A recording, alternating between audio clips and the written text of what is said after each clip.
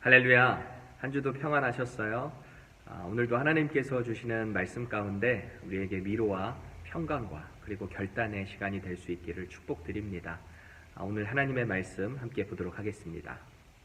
내 하나님 여호와께서 내 조상 아브라함과 이삭과 야곱을 향하여 내게 주리라 맹세하신 땅으로 너를 들어가게 하시고 내가 건축하지 아니한 크고 아름다운 성읍을 얻게 하시며 내가 채우지 아니한 아름다운 물건이 가득한 집을 얻게 하시며 내가 파지 아니한 우물을 차지하게 하시며 내가 심지 아니한 포도원과 감람나무를 차지하게 하사 내게 배불리 먹게 하실 때에 너는 조심하여 너를 애굽 땅 종되었던 집에서 인도하여 내신 여호와를 잊지 말고 내 하나님 여호와를 경외하며 그를 섬기며 그의 이름으로 맹세할 것이니라. 너희는 다른 신들 곧 내 사면에 있는 백성의 신들을 따르지 말라. 너희 중에 계신 너희의 하나님 여호와는 질투하는 하나님이신즉 너희의 하나님 여호와께서 내게 진노하사 너를 지면에서 멸절시키실까 두려워하노라. 너희가 마사에서 시험한 것 같이 너희의 하나님 여호와를 시험하지 말고 너희 하나님 여호와께서 너희에게 명하신 명령과 증거와 규례를 삼가 지키며 여호와께서 보시기에 정직하고 선량한 일을 행하라.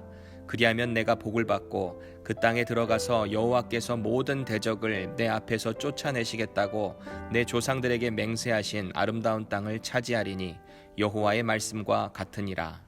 성경에 나오는 오늘 본문의 소제목을 한번 보시겠어요?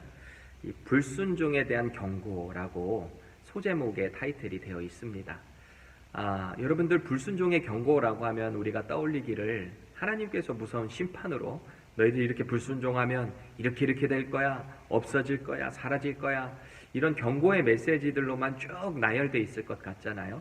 근데 사실 오늘 본문부터 시작해서 내일 본문인 25절까지 그 내용을 쭉 한번 살펴보시면 사실 이 경고에 대한 메시지는 한 번밖에 나오지 않아요.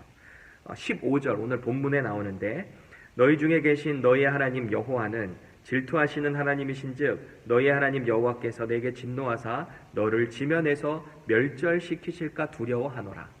모세가 이 이스라엘 2세대 백성들 가나안 땅에 들어가기 앞서 있는 이들을 향해서 너희들 하나님 말씀 불순종하면 너희들이 멸절될까 봐 내가 두렵다라고 이들에게 경고의 메시지를 전달하고 있는 것입니다. 그런데 사실 이 전체의 내용을 살펴보다 보면은 뭐랄까요? 이 이스라엘을 향한 경고, 무서운 심판의 메시지라기보다는 하나님께서 당신의 백성들을 너무너무 사랑하셔서 이들이 내가 준 규례대로 좀 살았으면 좋겠다라고 하는 그 노심초사하시는 모습, 아니면 절절절절 이들의 사랑에 넘치는 그런 모습, 그런 걸 좀 느낄 수가 있어요. 그래서 이 심판에 대한 무서운 경고라는 제목보다는 제가 만약에 제목을 붙인다면 의로운 삶의 지침, 한 이 정도 해놓으면 어떨까 싶어요. 왜냐하면은 내일 본문인 25절 말씀을 같이 보실까요? 우리가 그 명령하신 대로 이 모든 명령을 우리 하나님 여호와 앞에서 삼가 지키면 그것이 곧 우리의 의로움이니라 할지니라.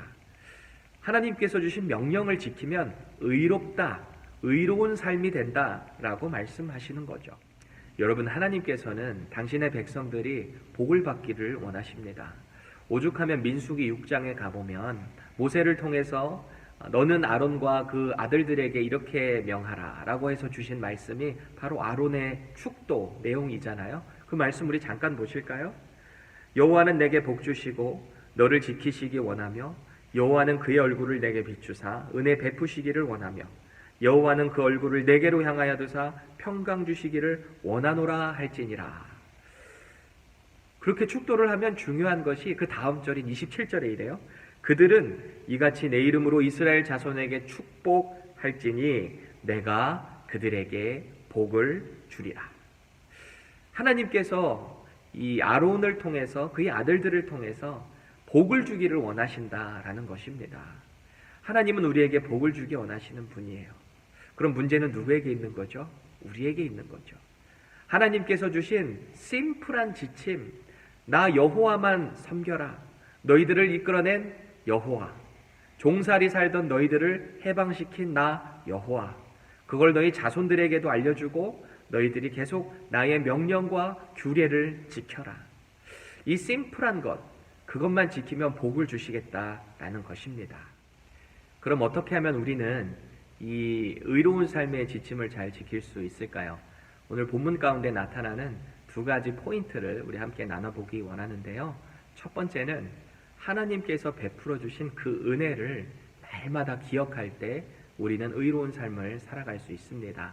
오늘 본문 10절에서 11절에 보면 이것이 4번이나 반복해서 우리들에게 그 은혜를 기억해야 됨을 말씀해 주고 계세요.